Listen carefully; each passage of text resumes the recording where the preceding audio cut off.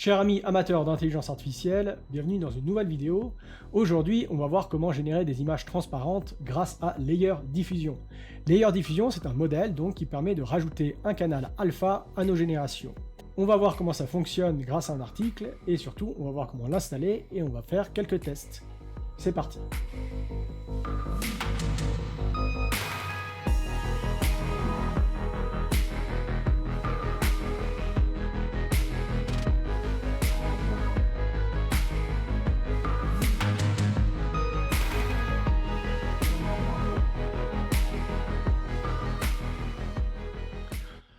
Le modèle du jour s'appelle donc Layer Diffusion, donc ça nous permet d'ajouter ce fameux canal alpha à nos générations. Comme d'habitude, c'est une habitude, on peut retrouver ça sur GitHub. Sur GitHub, vous trouvez surtout une extension pour Forge. Alors Forge, c'est un fork de Automatic 1111, l'interface web de génération d'images qui utilise Stable Diffusion. Sur ce repo GitHub, vous allez trouver l'extension, on va voir plus tard un peu comment utiliser tout ça. Et surtout, vous avez le papier scientifique, l'article scientifique qui décrit le fonctionnement donc, de ce Layer Diffusion. Alors, pour comprendre mieux comment ça fonctionne, j'ai écrit un article qui sera disponible bientôt sur mon site web, qui explique le fonctionnement de Layer Diffusion, comment ça marche ce Layer Diffusion. Si on revient un peu sur la façon de fonctionner de Stable Diffusion, on a ce fameux diagramme et qui nous présente les divers composants de Stable Diffusion.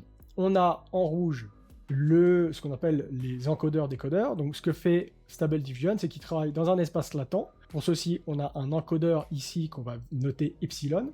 Cet encodeur encode une image dans l'espace latent, et c'est dans cet espace latent, donc mon espace latent va compresser l'image d'origine, et c'est dans cet espace latent que va avoir lieu le processus de diffusion. Donc on a ce diffusion process ici, qui nous donne cette représentation latente, et la façon dont le modèle apprend, c'est qu'on va bruiter à chaque fois l'image, on va lui donner une partie de bruit, on va détruire un peu l'image, et en fait on va apprendre à ce réseau de neurones ici, ce qu'on appelle le UNet, à effectuer le contraire de cette opération. Donc on va lui apprendre à débruiter une image. Cette opération, elle se fait pas seulement une fois, elle peut se faire de multiples fois, c'est ce qu'on voit dans le paramètre pas, par exemple sur Automatic 1111. Donc à chaque fois, par exemple, on peut partir d'une image totalement bruitée, et ensuite lui enlever du bruit de façon répétitive, pour ensuite arriver à une image latente créée par ce processus de diffusion. À partir de là, on peut prendre Z, cette représentation latente, et utiliser notre décodeur pour retrouver une image, pour transformer vers un espace, l'espace des pixels, c'est-à-dire l'espace des images. Et donc on obtient X tilde, qui va être notre image générée par notre moteur Stable Diffusion. Durant ce processus de diffusion, on peut avoir une génération conditionnelle, et cette condition, elle peut être soit une carte sémantique, ça peut être du texte, donc le prompt, soit ça peut être une image, par exemple, ce qu'on appelle l'image to image. Et donc, en fait, cette condition va passer dans un encodeur qui, lui, va aller influencer certaines couches de ce réseau de neurones pour guider, en fait, la génération de l'image. Alors, un peu plus bas dans l'article, on passe un peu plus en profondeur dans la façon dont fonctionne Layer Diffusion. L'idée de Layer Diffusion, c'est tout simplement d'ajouter un encodeur supplémentaire pour rajouter la couche alpha dans de petites perturbations dans l'espace latent original de Stable Diffusion. Alors, de base, on peut voir, l'idée, c'est de travailler sur cet espace latent. Donc, par exemple, si on prend cette image de pomme, notée I, on va la passer dans l'encodeur Epsilon, comme on l'a vu juste avant, qui va nous créer cette représentation latente ici de l'image, qu'on va nommer X, donc on part de I pour aller à X, et puis ensuite on a le décodeur D, qui lui va reconstruire l'image d'origine à partir de cette représentation latente. Ici, il part du principe que, en fait, ce mécanisme veut être gardé, puisque si on ne garde pas ce mécanisme, il y aurait un décalage, en fait, entre les représentations latentes qui sont créées par Stable Diffusion, par le processus de diffusion, et ce qui est utilisé par ce décodeur, et donc ça va impacter la qualité de l'image, des images qui vont être produites. Donc l'idée pour eux, c'est ce processus d'encodage-décodage à travers l'espace latent, on le garde, c'est pour ça que vous avez des petits flocons ici, c'est que les paramètres de ces deux réseaux de neurones vont être gelés. L'idée ensuite, à partir de ça, c'est de construire cet ajout du canal alpha sur cette base. Donc on retrouve cette image de pomme par exemple, cette fois on a IC qui va être l'image sans le canal alpha, et puis on a une image IA qui va contenir en fait le masque alpha de cette image. L'idée, comparée à l'encodage, à ce qu'on a vu juste avant, c'est qu'effectivement l'image de base, on la passe dans l'encodeur initial original de Stable Diffusion pour obtenir cette version de X, cette version latente de l'image d'origine.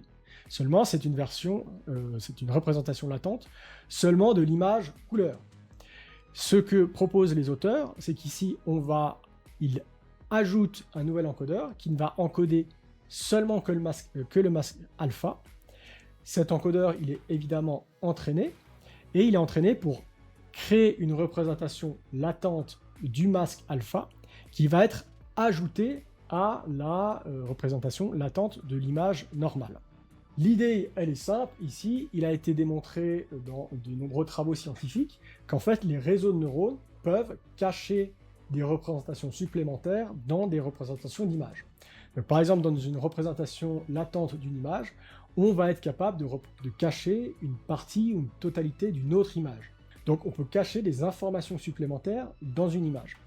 Et ça se fait par l'ajout de petites perturbations qui sont imperceptibles au niveau des pixels.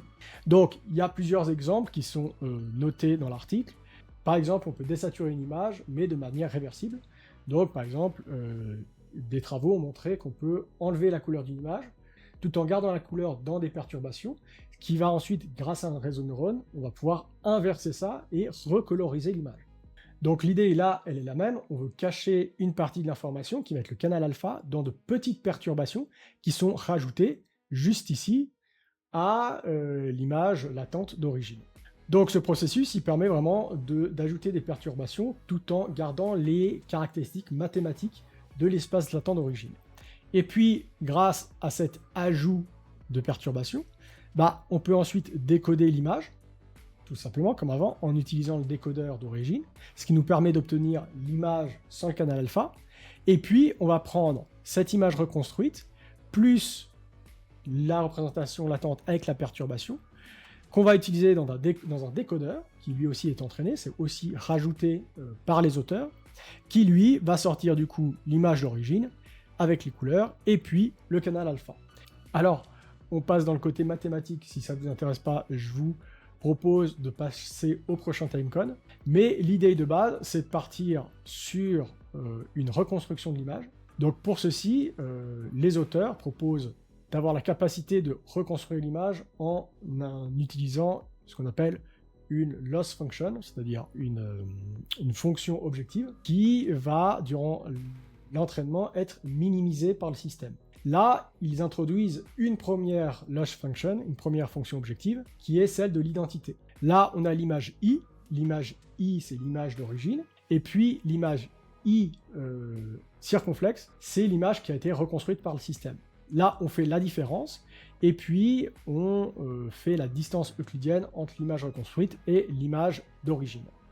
Et donc, plus ces deux images sont similaires, plus cette fonction va être basse. Donc en fait, grâce à ça, on va durant l'apprentissage être capable de garder l'image d'origine, c'est-à-dire en couleur, qui est encodée par le système d'origine, et l'image qui est reconstruite par le système d'origine là aussi, identique, c'est-à-dire on garde les propriétés de l'encodeur et du décodeur de base.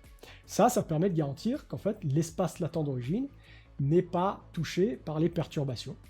Donc si on décompose cette équation, on voit qu'ici on a l'image d'origine, et puis ça a été remplacé le I circonflexe, c'est l'image qui est reconstruite, qui est donc l'image d'origine ici, qu'on a passé dans l'encodeur Stable Diffusion, auquel on a rajouté les perturbations, et puis on prend cette représentation latente qu'on donne au décodeur, et qui va nous reconstruire l'image d'origine. Et donc on va comparer cette reconstruction à l'image, à la vraie image, et on va donc calculer la distance euclidienne, et donc on veut minimiser cette différence. Donc là, on parle tout simplement d'entraîner, en fait, cette fonction objective, elle représente le fait que ici, cette image-là, encodée par ceci, va nous donner bien cette image-là qui est reconstruite, en fait. C'est-à-dire que ça garantit que, de nouveau, grâce à ces encodeurs et décodeurs qui ne sont pas touchés, l'espace latent n'est pas trop perturbé, et donc ces deux encodeurs et décodeurs font toujours bien leur boulot, en gros. Donc ça permet de garantir l'identité, j'oserais dire, de l'espace latent d'origine. Ce qu'il rajoute, c'est donc cet encodeur de canal alpha. Cet encodeur de canal alpha, on va lui passer donc l'image en couleur et donc le masque alpha pour donner ce XY qui va être les toutes petites perturbations qui vont être ajoutées à l'image latente. L'idée, c'est qu'une fois qu'on aurait cette perturbation, on va tout simplement l'ajouter à l'image donc latente d'origine, qui est X, pour donner XA, c'est notre image latente plus notre canal alpha latent là aussi. L'idée ensuite, c'est qu'on va prendre ce décodeur, qui est le décodeur là aussi proposé ici par les auteurs, qui va être entraîné durant le processus d'apprentissage, qui va prendre l'image décodée une nouvelle fois, l'image reconstruite de base, la représentation latente qui contient la représentation du canal alpha, pour donner l'image, pour reconstruire l'image couleur et reconstruire le masque alpha de l'image. L'idée, c'est qu'ils vont rajouter en fait une fonction objective supplémentaire qui, elle, va non seulement essayer de modéliser la reconstruction de l'image couleur, mais également de l'image alpha. Donc durant l'entraînement, ils vont entraîner le système avec des images alpha, donc avec des images transparentes, donc avec des images couleurs plus leur masque alpha. On va voir qu'ils ont entraîné sur à peu près... on voit dans l'article qu'ils ont entraîné sur à peu près 20 000 images transparentes de haute qualité, et ils ont fait ça en plusieurs processus itératifs, pour avoir jusqu'au final 45 000 images. Donc ce processus d'entraînement, il est effectué sur 45 000 images, avec ces deux fonctions objectives. La première donc pour garantir l'identité de l'espace latent d'origine, et puis le deuxième pour garantir que l'image couleur est bien reconstruite, mais également que le masque alpha, lui, est bien reconstruit lui aussi. Et la fonction objective finale, c'est cette fonction-là qui comprend non seulement la fonction objective identité qu'on a vue, la fonction objective de reconstruction qui permet de vérifier que le système reconstruit bien les deux images, mais également une fonction objective disque qui se base sur les GAN, les Generative Adversarial Network, qui va en gros essayer de déterminer quelle image est une image fake et quelle image est une vraie image, et le système donc va être entraîné pour essayer de tromper ce discriminateur. Donc on a notre fonction objective finale qui est utilisée pour l'entraînement. Et donc, à quoi consiste vraiment concrètement l'entraînement? Eh bien, il consiste en première étape à ne pas entraîner la totalité du système de diffusion, du processus de diffusion, mais juste entraîner les décodeurs pour pouvoir encoder cette image alpha et pouvoir décoder l'image alpha et l'image de couleur. Ce qui permet, une fois que les auteurs ont entraîné ce décodeur alpha, ils peuvent utiliser ces encodeurs-décodeurs pour pouvoir utiliser un système Stable Diffusion de base, mais en lui ajoutant un canal alpha. Alors, une fois qu'on a effectué cette première étape de l'entraînement, il faut bien comprendre que, d'accord, on est capable d'encoder dans l'espace latent le canal alpha, mais le modèle de diffusion lui-même, il n'est pas entraîné pour générer ce canal alpha. Il n'est pas entraîné pour générer ces petites perturbations supplémentaires qui vont pouvoir être décodées en tant que niveau de transparence. Donc, l'idée ensuite, c'est de se dire, on pourrait fine-tuner un modèle, Stable Diffusion, en lui fournissant des images transparentes pour qu'il apprenne à générer ce canal alpha. Alors, ce qu'ils ont fait, c'est encore mieux, c'est qu'au lieu de fine-tuner un modèle Stable Diffusion, ce qu'ils ont fait, c'est qu'ils ont entraîné des LoRa. Là, ce qu'ils ont fait, c'est non seulement d'utiliser ce LoRa, mais ils en ont entraîné des différents selon le niveau de l'image qu'on veut générer. Alors pour ceci, et surtout pour pouvoir garder une certaine cohérence entre les divers niveaux générés, ce qu'ils ont fait, c'est que par exemple, ils ont utilisé des images d'entraînement. Par exemple, cette image-ci, pour le fond, et l'image du chat pour l'image d'avant-plan, qu'ils ont encodé en représentation latente. Et ensuite, ils ont entraîné ce système avec d'un côté un réseau utilisé pour le mécanisme de diffusion, utilisé pour générer l'image d'avant-plan, et ensuite un autre réseau, le même, un réseau Stable Diffusion, mais qui est utilisé pour générer l'image d'arrière-plan, pour reconstituer l'image d'arrière-plan dans une méthode d'entraînement classique de ces méthodes de diffusion. Sauf que, évidemment, dans l'aspect LoRa, ces réseaux-là ne sont pas entraînés, hein, ils sont gardés gelés, et il y a seulement le réseau LoRa à côté, le LoRa à côté, qui lui est entraîné. Et donc, il va être entraîné grâce non seulement à ces LoRa, mais grâce à un partage des paramètres de ces deux réseaux. Et ce partage des paramètres, il va permettre de garder, d'avoir une certaine cohérence quand on veut générer ces différents niveaux. Donc, une cohérence, c'est dire que l'image générée, par exemple ici la photo du chat, va être cohérente dans son emplacement avec l'image de fond qui est générée. Et ça, c'est permis grâce à ce partage de paramètres. Et donc, ils vont entraîner ce layer diffusion avec plein d'images transparentes où l'on a l'image d'avant-plan, l'image d'arrière-plan, et puis à chaque fois, on entraîne ces deux réseaux à générer, à reconstituer l'image d'avant-plan avec le canal alpha et l'image d'arrière-plan. Et donc, en utilisant ces dizaines de milliers d'images, on a des réseaux qui sont capables, avec ces LoRa, de générer autant l'arrière-plan que l'avant-plan avec le canal alpha. Et puis, du coup, on va avoir plein de modes différents. Parce que par exemple, vous pouvez commencer le processus de diffusion, non par une image totalement aléatoire, mais par une image fournie par vous, ce qui va permettre de créer une image qui va être ressemblante ou assez proche de cette image.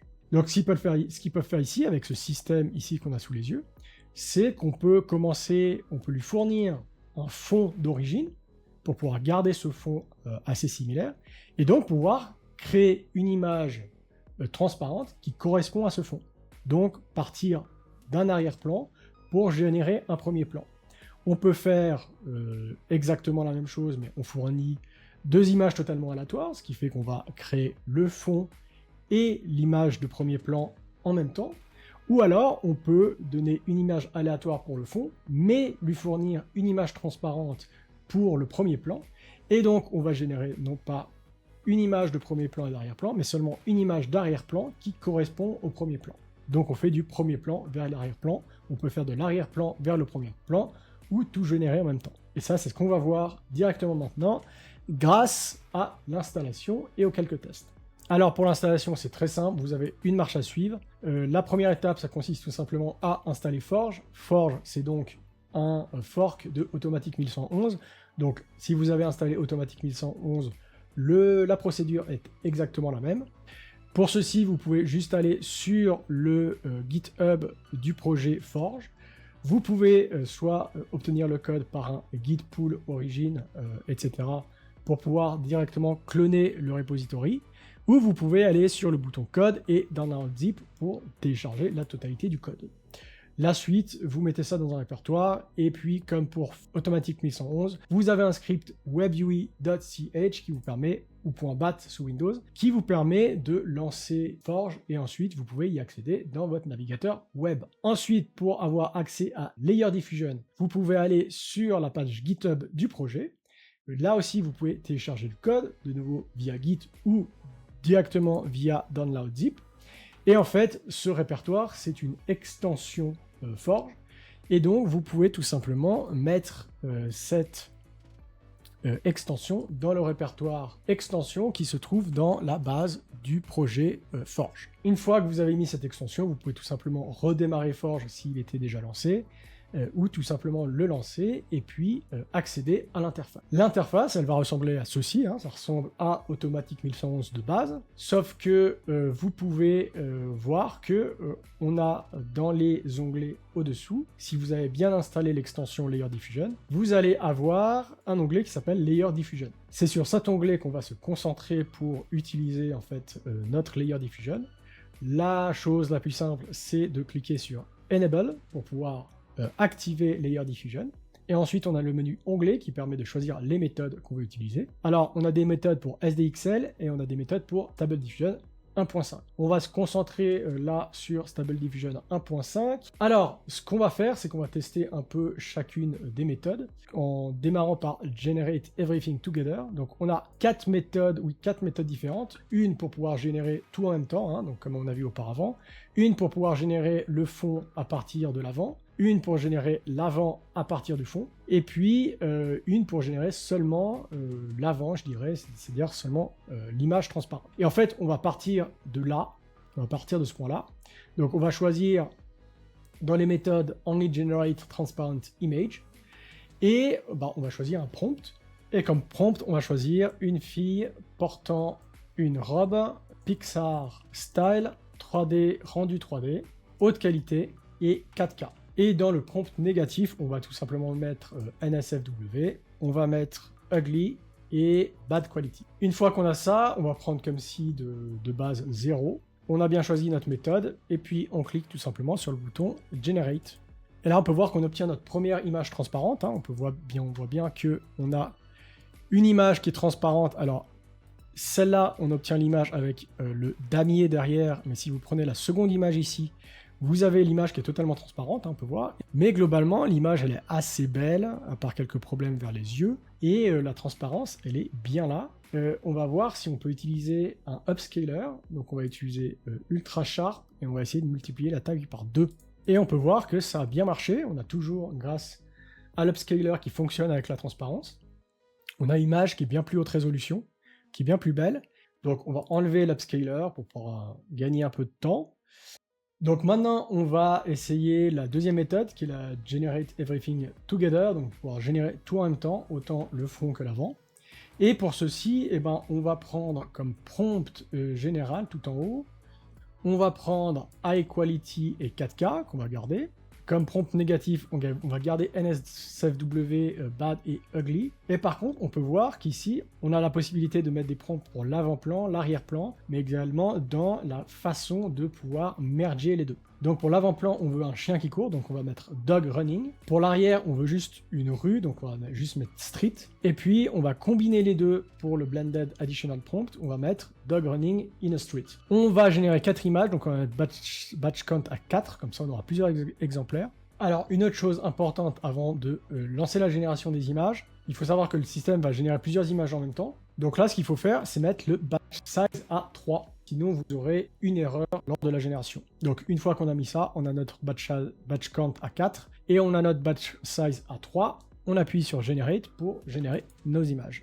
Et voici les images qu'on obtient. Donc, on obtient à chaque fois 3 images par batch. Une première image qui va être l'image transparente avec le chien, et donc avec le fond transparent, ce qu'on voit avec les damiers. Ensuite, on va avoir le fond, c'est les images ici et ici, et ici et ici, où il n'y a pas le chien. Et puis, on a une troisième image, en fait, qui est la réunion de ces deux images. Alors, on peut voir que ça ne marche pas toujours au niveau de la transparence, parce qu'on a ici seulement... on a 3 images, sur lequel on a bien les fonds transparents, avec le chien avec le fond transparent, mais on a une image où c'est pas tout à fait transparent. Donc il y a quand même quelques sélections à faire, hein, toujours, pour pouvoir garder les images qui ont bien marché. Mais on peut voir donc que pour chaque sélection, on va avoir donc notre avant-plan, avec le chien et le fond transparent. On va avoir l'arrière-plan, avec la rue, comme on l'a spécifié dans le prompt spécifique à l'arrière-plan. Et puis, on a la réunion des deux, et que ça représente bien un chien qui court dans une rue. Donc, passons à la troisième méthode. On va essayer de passer de l'avant-plan vers l'arrière-plan. Donc, pour ceci, on va aller chercher la méthode, l'entrée SD 1.5, from foreground to background, donc depuis l'avant vers l'arrière. Pour ceci, l'interface va se modifier et on va avoir accès à un contrôle qui va nous permettre de spécifier en fait cette image d'avant-plan. Donc moi je vais prendre une des images d'avant-plan que j'ai générées précédemment. Donc on a cette image que j'avais générée et qui représente donc cette petite fille en robe version un peu Pixar rendu 3D. Et donc on a bien choisi notre méthode avant-plan vers arrière-plan. Dans le prompt, on va mettre tout simplement, on veut en fait en arrière-plan une rue de nouveau.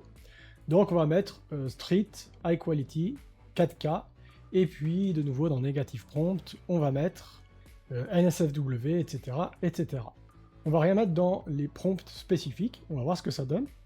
Par contre, de nouveau, comme c'est indiqué dans le titre de la méthode, là, il nous faut un batch size à 2. Et puis, on va de nouveau générer 4 images, donc on met un batch count à 4. Et puis, on appuie sur Generate pour générer nos images. Alors, on peut voir à chaque fois, de nouveau, on a on a 2 images qui sont générées pour chaque batch. Et à chaque fois, on a le fond, et puis on a l'image d'avant-plan. Alors, l'image d'avant-plan, elle est un peu modifiée par le processus, mais en même temps, nous, on l'a déjà, donc on n'est pas obligé de prendre ce qui est proposé. Mais on a ces 4 images qui sont générées d'arrière-plan, qui sont bien de rue à part la 3e. Et on peut voir que si on essaie de les superposer, ça correspondrait assez bien. Donc, on a bien cette capacité d'avoir, du coup, notre avant-plan, notre personnage, et de lui générer un fond qui correspond avec lequel ça matche bien.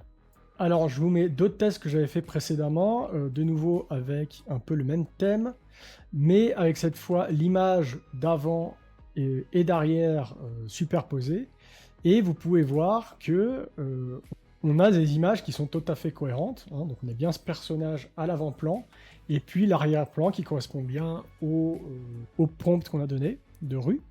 Et puis surtout, le personnage, il s'intègre parfaitement en fait dans cet environnement. Donc là, avec cette méthode, on a bien la capacité d'aller de l'avant vers l'arrière-plan. Et on va tester la dernière méthode qui permet cette fois de passer de l'arrière vers l'avant. Pour faire ce test, je vais prendre l'arrière-plan qui est utilisé, qui est donné dans la page du projet, hein, qui représente un banc, un simple banc. Donc on a ce simple banc qui a une forme plutôt verticale, donc on a une taille qui ne va pas être 512 par 512, mais 512 par 640, pour respecter. Et puis, donc, on a bien sélectionné Background to Foreground. On a de nouveau notre batch size qui doit être à 2, comme c'est indiqué dans le titre. Et puis, comme on a cette image d'un banc, on va demander au système de créer une image d'avant-plan qui va contenir une jeune femme qui est assise sur ce banc. Donc, comme prompt, on va mettre une jeune femme assise, high quality, 4K, etc. On garde le prompt négatif habituel, et puis on vérifie juste nos paramètres. On a bien background to foreground, batch count à 4.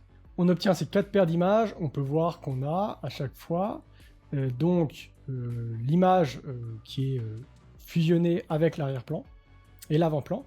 On a l'image d'avant-plan, donc on a cette image transparente. Et on peut voir que pour les 4 images, cette fois ça a bien fonctionné, on a 4 images avec un fond transparent. Et surtout, on peut voir dans la réunion de l'avant-plan et de l'arrière-plan, qu'on a, à part peut-être sur celle-ci, un peu moins, et surtout sur celle-ci où la femme est un peu trop haut, mais sur en tout cas la première, la deuxième et la troisième un peu, on a les 2 images qui matchent vraiment bien, hein. Le personnage est vraiment bien intégré dans l'arrière-plan, et donc cette fois on a capacité de prendre un arrière-plan et de générer l'avant-plan.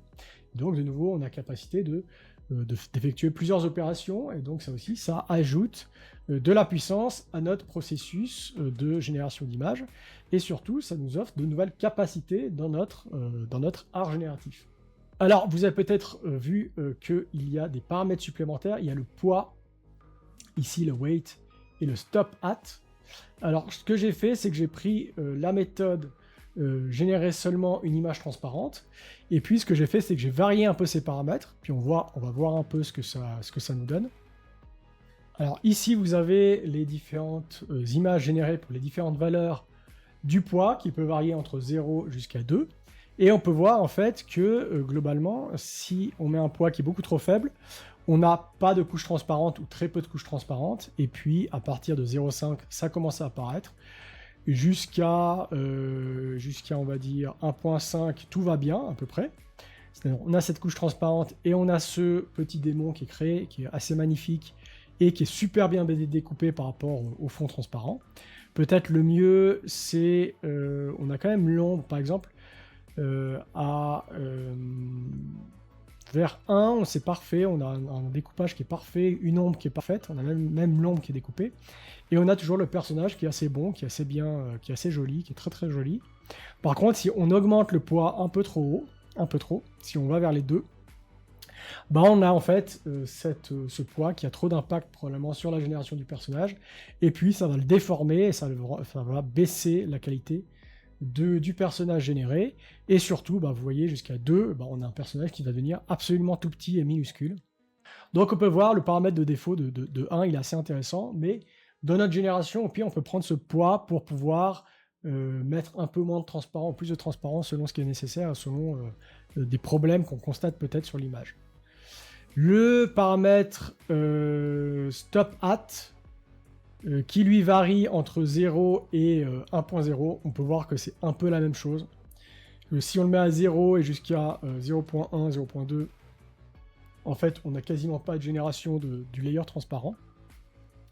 Mais par contre, contrairement au paramètre poids, et ben, même si on augmente jusqu'à 1 et à partir de 0.3, 0.2, en fait, on a le personnage qui bouge pas trop.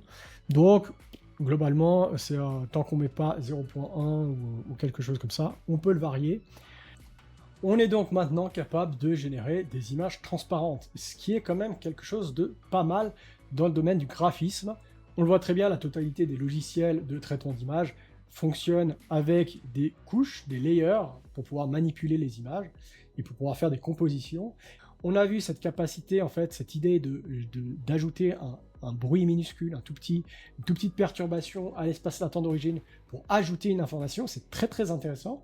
On peut très bien imaginer pouvoir ajouter d'autres informations, par exemple pour faire de l'animation. Ça, c'est quelque chose sur lequel j'aimerais travailler plutôt du côté vraiment machine learning. En attendant, comme d'habitude, moi je vous dis à bientôt dans une prochaine vidéo. N'oubliez pas surtout de vous abonner à la chaîne si ce n'est pas encore fait. N'hésitez pas à cliquer sur la petite cloche pour pouvoir être prévenu à chaque fois que je publie une nouvelle vidéo. Et surtout, bah, je vous remercie de m'avoir suivi jusqu'ici. N'hésitez pas aussi à me suivre sur les réseaux sociaux. Je vous dis à une prochaine pour de nouvelles aventures dans le domaine de l'intelligence artificielle et de l'art génératif. Ciao!